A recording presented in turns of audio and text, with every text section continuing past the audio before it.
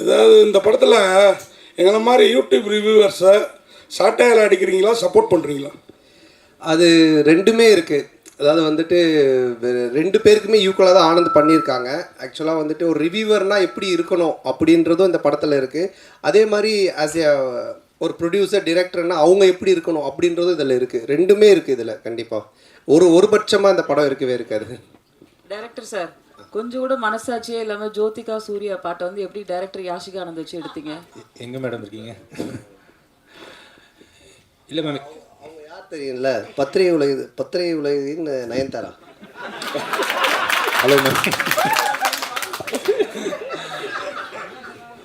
Ma'am, இது வந்து GVM sir already இன்டர்வியூவில் சொல்லியிருக்காங்க.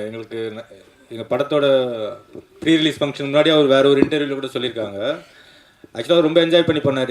இது வந்து ஸ்க்ரீன் பிளேக்குள்ளே ஒரு சீக்வன்ஸ். இது ஆக்சுவலாக இது வெறும் காமெடிக்காக மட்டும் எடுக்கல, இது ஸ்க்ரீன் பிளேவாகவே இது தேவைப்படுது.